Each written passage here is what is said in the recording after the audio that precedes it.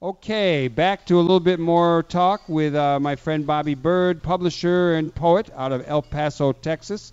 Uh, Bobby, one of the things that I remember when I first met you is you took me out to a cemetery, and I think the person who was buried there was John Wesley Hardin. Oh, right, yeah. Tell us a little bit about some of the politics of El Paso, the history of El Paso. I know think it's an exciting place. I love going down there. Right. It's a place where people for hundreds and hundreds of years have crossed, Right. crossed back and forth, and now it's getting a little tough over there. The Santa Fe Street Bridge. It takes a long time. What's going on in El Paso? Well, right now it's a very hard time in El Paso, not in El Paso, but the world. In the world. And Juarez is this incredible drug war that's happening, and since January 1 of 2008, close to 2,400 people have been assassinated in a drug war. And so not many gringos go south anymore because they're afraid. And so that's made it sort of hard. I try to go once a month just out of spite because I don't want to be kept away. The other day, a young man, a 40-year-old man, Manuel Arroyo Galvan. You can roll those R's. Who was a professor of sociology and education at the University of Juarez, was assassinated. He was driving down the street. Just a member of the academic intellectual community was driving his 1992 New Yorker down the street, and somebody pulled up next to him and blew him away. And so you have to wonder what the cartels are trying to do. They're reaching into the intellectual community. They've destroyed a couple of drug rehabilitation centers.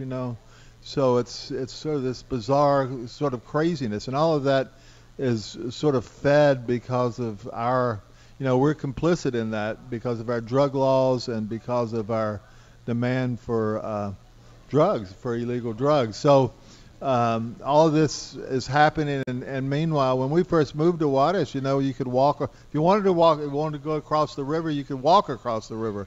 Now, you would be as they put that damn wall up. You go across. It takes forever to go across. It takes forever to come home. You can even walking. You could sit on the bridge standing there for an hour. Because of the laws. And the fears of the last 8 years, so it's, in Juarez, so it sort of really breaks my heart. But El Paso, Juarez is still an incredible place. El Paso is mostly a Mexican city. It's 80% Mexican American, and it has this incredible history that dates back, in Western times, to 1600s. When the Spanish first came across, and of course before then there's the indigenous histories, and then 100 years ago, come next year, is the 100th year anniversary of the Mexican Revolution. And at the beginning of the Mexican Revolution, El Paso was the intellectual, cultural, and political center of the revolution. And all the revolutionaries, Madero, Francisco Villa, Pancho, all these people wandered around the streets of El Paso, eating popsicles and going to the store, and just living the life. The Magón brothers, the anarchists. The anarchists. They took off from there, to fight the beast. They took off with like 5 guys.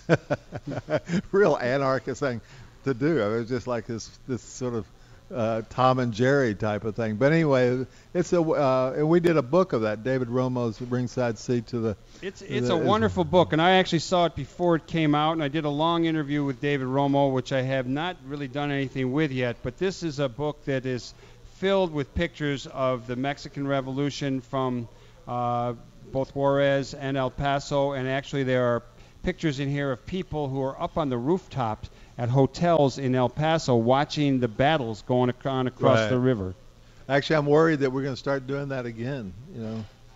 It could happen. Yeah, 100 years later. Anyhow, that's a great book that's put out by Cinco Puntos Press. It's called Ringside Seat to a Revolution. I want to plug one other book because Carrie Lighterson will be a guest on Live from the Heartland next week. And Carrie Lighterson is a longtime guest on the show. She works for the Washington Post, and she has a new book out called Revolt on Goose Island, the Chicago factory takeover, and what it says about the economic crisis. And Carrie's an interesting person because she did a book that you may be familiar with, Bobby, called The Women of Juarez, which was basically about the disappeared women. Could you just, in our closing moments, maybe tell us what I know we hear a lot about the drug cartels in Juarez, but what about the disappeared women? Has anything ever been found about that? No, the thing about Juarez is they don't have any infrastructure, so they don't have a way to, the cartels pay more money to the cops than the city does. So the infrastructure, the whole legal system is sort of like a void. So that when something happens, there's none of these crimes. All the women that were killed over the period of years, very few of them, less than 10%, have ever been solved. And a lot of them, there's all these rumors of why this, rumors over there has as much validity as the news you read in the paper.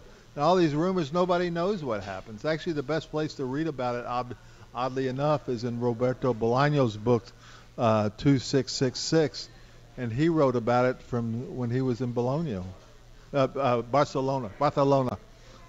Well, we're going to run out of time here, so I'd like you, Bobby Byrd, to give us a way that people can contact you and they can learn more about Cinco Puntos Press. You must have a website. Well, we have a website, www.cincopuntos.com. We have a blog spot, cincopuntospress.blogspot.com.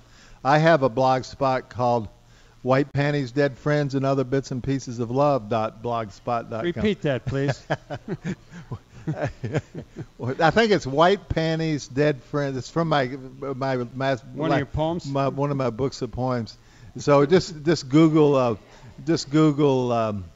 Bobby Byrd blog, and you'll get there. Okay, we've run out of time. I want to thank everybody who made this show possible. I want to encourage everybody to do good in the world because the world needs all the good that you do. This is Michael James signing off for everyone from Live from the Heartland. All power to the people.